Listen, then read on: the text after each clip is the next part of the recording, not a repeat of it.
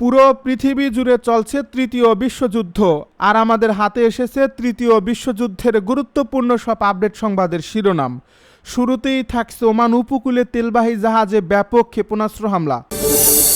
এদিকে সোমবারের আগেই ইরানে ভয়াবহ হামলার প্রস্তুতি নিচ্ছে যুক্তরাষ্ট্র ও ইসরায়েল।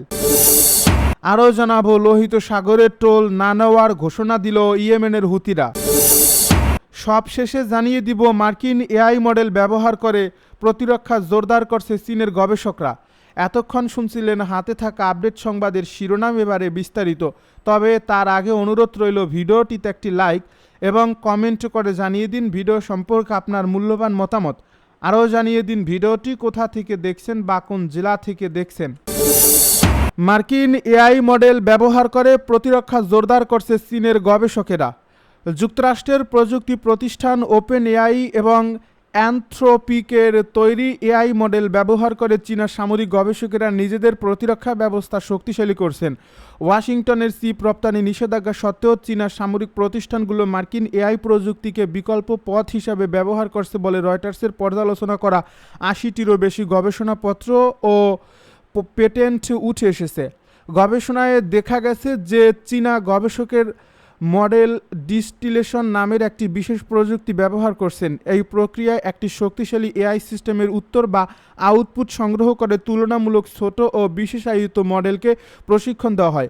এর ফলে বিশাল আকার কম্পিউটিং সক্ষমতা ছাড়াই স্থানীয়ভাবে এবং নিরাপদে এই প্রযুক্তি পরিচালনা করা সম্ভব হয়। ওয়াশিংটন ভিত্তিক জেম শটাউন ফাউন্ডেশনের সংগৃহীত তথ্য অনুযায়ী পিপলস লিবারেশন আর্মি বা পিএলএ এবং বিভিন্ন সামরিক গবেষণা প্রতিষ্ঠান মার্কিন মডেলের যৌক্তিক ধাপগুলো আয়ত্ত করে নিজেদের সাইবার যুদ্ধ, নজরদারি ও সিদ্ধান্ত গ্রহণ বা ব্যবস্থায় যুক্ত করছে। বেইজিংয়ের পিএলএ ইউনিট 96941-এর এক গবেষণায় দেখা গেছে তারা স্পর্শকাতর সামরিক কোড সংক্ষেপ করার কাজে ওপেন এআই এর জিপিটি 3.5 মডেল ব্যবহার করেছে। পরবর্তীতে সেই সংক্ষেপ দিয়ে নিজেদের অভ্যন্তরীণ নেটওয়ার্কে ব্যবহারের জন্য একটি চীনা মডেলকে প্রশিক্ষণ দেওয়া হয়। এছাড়া নর্থ ইউনিভার্সিটি অব চায়নার গবেষকেরা সামাজিক যোগাযোগ মাধ্যম পর্যবেক্ষণ অ্যানথ্রোপিকের ক্লোড ও 3 হাইকু মডেল ব্যবহার করেছেন। পাশাপাশি ড্রোন পরিচালনা ও সমুদ্র অভিযানে লক্ষ্যবস্তু শনাক্ত করার কাজেও এই প্রযুক্তি ব্যবহার করছে চীনের সামরিক প্রযুক্তি বিশ্ববিদ্যালয়গুলো। মার্কিন কর্মকর্তারা চীনের বিরুদ্ধে রপ্তানি নিয়ন্ত্রণ লঙ্ঘন ও প্রযুক্তি চুরির অভিযোগ তুললেও বেইজিং তা প্রযুক্তিগত আধিপত্যবাদ বলে প্রত্যাখ্যান করেছে। চীনের এআই স্টার্টআপ মুনশট তাদের কিমি K3 মডেল তৈরিতে মার্কিন প্রযুক্তি ব্যবহারের অভিযোগ অস্বীকার করেছে। অন্যদিকে অ্যানথ্রোপিক জানিয়েছে যে তারা চীনে কোনো সেবা প্রদান করে না এবং ডিস্টিল করা মডেলে মূল ব্যবস্থার নিরাপত্তা বজায় থাকে না। লোহিত সাগরে টোল না নেওয়ার ঘোষণা দিল ইয়েমেনের হুতিরা। লোহিত সাগর দিয়ে চলাচলকারী জাহাজের কাছ থেকে টোল আদায়ের অভিযোগ নাকচ করেছে ইয়েমেনের হুতি বিদ্রোহীরা। গোষ্ঠীটির দাবি, এই নৌপথ ব্যবহারকারী কোনো জাহাজের কাছ থেকেই টোল নেওয়া হবে না। সৌদি আরবের সঙ্গে চলমান উত্তেজনার মধ্যে টোল আরোপের গুঞ্জন ছড়িয়ে পড়ার পরে ব্যাখ্যা দেয় তারা। শনিবার জেরুজালেম পোস্টের এক প্রতিবেদন এই তথ্য জানানো হয়েছে। প্রতিবেদনে বলা হয়েছে, ইয়েমেনের হুতি পরিচালিত সামুদ্রিক সমন্বয়কারী সংস্থা বাবেল মানদেব প্রণালী দিয়ে চলাচলকারী বাণিজ্যিক জাহাজের উপর শুল্ক আরোপের পরিকল্পনার কথা অস্বীকার করেছে। সংস্থাটি বলছে, এ ধরনের কোনো সিদ্ধান্ত নেওয়া হয়নি এবং এই কৌশলগত জলপথ উন্মুক্ত রয়েছে। গত সপ্তাহে সৌদি আরবের উপর সামুদ্রিক অবরোধ আরোপ করছে হুতিরা। এই ঘটনার পর লোহিত সাগর দিয়ে চলাচলকারী জাহাজের উপর শুল্ক আরোপের বিষয়টি বিবেচনা করা হচ্ছে বলে বার্তা সংস্থা রয়টার্সের এক প্রতিবেদনে দাবি করা হয়। এর পরিপ্রেক্ষিতে নিজেদের অবস্থান জানিয়ে এই বিবৃতি দিয়েছে গোষ্ঠীটি। রয়টার্সের এই প্রতিবেদনে উল্লেখিত সূত্রগুলো জানিয়েছে, জুলাই মাসে হুতি কর্মকর্তাদের তেহরান সফরের সময় ইরানি কর্মকর্তাদের সঙ্গে ফি সংক্রান্ত প্রস্তাবটি নিয়ে আলোচনা হয়েছিল, তবে তা বাস্তবায়নের জন্য কোনো সময়সীমা নির্ধারণ করা হয়নি। হুতি পরিচালিত মানবিক কার্যক্রম সমন্বয় কেন্দ্র বলছে, তাদের নিরাপদ পরিবহন পরিষেবাটি একটি স্বেচ্ছামূলক উদ্যোগ। এটি সম্পূর্ণ বিনামূল্যে সেবা দিয়ে আসছে। এক বিবৃতিতে সংস্থাটি জানিয়েছে, এইচওসিসি দ্ব্যর্থহীনভাবে নিশ্চিত করেছে যে বাবেল মানদেব প্রণালী পারাপারের বিনিময়ে অর্থ প্রদানের অনুরোধকারী কোনো ব্যক্তি বা সংস্থা কোনোভাবেই ইয়েমেন প্রজাতন্ত্র বা এইচওসিসির প্রতিনিধিত্ব করে না। এ বিবৃতিতে আরও বলা হয়েছে, এইচওসিসি শিপিং কোম্পানিগুলোকে অনুমোদিত ব্যক্তি বা সংস্থাকে কোনো অর্থ প্রদান বা কোনো তথ্য সরবরাহ না করার আহ্বান জানিয়েছে।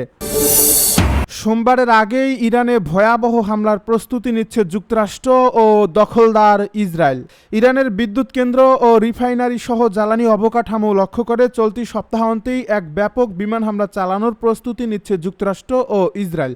মার্কিন প্রেসিডেন্ট ডোনাল্ড ট্রাম্প এখনও চূড়ান্ত অনুমোদন না দিলেও আন্তর্জাতিক অর্থবাজার সোমবার খোলার আগেই এই অভিযান শেষ করার বিষয়ে আলোচনা চলছে। ক্যাম্প ডেভিডে আয়োজিত এক মন্ত্রিসভা বৈঠকে প্রেসিডেন্ট ডোনাল্ড ট্রাম্প বলেন, আমরা তাদের উপর খুব তীব্র আঘাত হানব এবং এক পর্যায়ে তারা বলবে যে আমরা আর এটি সহ্য করতে পারছি না। হোয়াইট হাউসের মুখপাত্র ক্যারোলিন লিভিট জানিয়েছেন যে যুক্তরাষ্ট্রের জয় হবে এবং ট্রাম্পের আমলে ইরানকে কোনোভাবেই পারমাণবিক অস্ত্র অর্জন করতে দেওয়া হবে না। পেন্টাগনের মুখপাত্র শিন পার্নেল জানিয়েছেন যে তাদের বাহিনী সম্পূর্ণ প্রস্তুত রয়েছে, তবে প্রেসিডেন্টের চূড়ান্ত সিদ্ধান্তের আগে সম্ভাব্য লক্ষ্যবস্তু নিয়ে কথা বলতে রাজি হননি তিনি। ওয়াল স্ট্রিট জার্নালের এক প্রতিবেদনে বলা হয়েছে, ক্যাম্প ডেভিড থেকেই নতুন এই হামলার অনুমোদন এসেছে। ওয়াল স্ট্রিট জার্নালের এক প্রতিবেদনে বলা হয়েছে, ক্যাম্প ডেভিড থেকেই নতুন এই হামলার অনুমোদন এসেছে, তবে কূটনৈতিক অগ্রগতির কোনো সুযোগ তৈরি হলে ট্রাম্প তা সাময়িকভাবে স্থগিত করতে পারেন। অন্যদিকে সিবিএস নিউজকে এক ইসরায়েলি কর্মকর্তা জানিয়েছেন যে পূর্ণাঙ্গ সামরিক অভিযান পুনরায় শুরু করার বিষয়ে তারা এখনও অবগত নন। এই খবরের প্রতিক্রিয়ায় ইরানের তাসনিম নিউজ এজেন্সিকে দেওয়া এক সাক্ষাৎকারে দেশটির এক জ্যেষ্ঠ নিরাপত্তা কর্মকর্তা জানান যে মার্কিন ও ইসরায়েলি হামলার তীব্র জবাব দিতে ইরান একটি বিস্তারিত রূপরেখা তৈরি করেছে। এই প্রতিবেদনে বলা হয়েছে, ইরানের উপর হামলা চালানো হলে তারা ইসরায়েল এবং ওই অঞ্চলে অবস্থিত মার্কিন যুক্তরাষ্ট্রের জ্বালানি অবকাঠামো সহ অত্যন্ত গুরুত্বপূর্ণ স্থাপনা সমূহে পাল্টা আঘাত হানবে। ওমান উপকূলে তেলবাহী জাহাজে ব্যাপক ক্ষেপণাস্ত্র হামলা। ওমানের লিমা থেকে 11 সামুদ্রিক মাইল বা প্রায় 20 কিলোমিটার উত্তর পূর্বে একটি অজ্ঞাত ক্ষেপণাস্ত্রের আঘাতে একটি তেলবাহী জাহাজ ক্ষতিগ্রস্ত হয়েছে বলে জানিয়েছে যুক্তরাজ্যের সামুদ্রিক বাণিজ্য সংস্থা ইউকেএমটিও। শনিবার সংস্থাটি জানায় যে এই হামলার ফলে জাহাজটির ইঞ্জিন কক্ষ মারাত্মকভাবে ক্ষতিগ্রস্ত হয়েছে এবং এই যানটির নিয়ন্ত্রণ ব্যবস্থা বিকল হয়ে পড়ছে, যার ফলে এটি চলতে বা গতিপথ পরিবর্তন করতে পারছে না।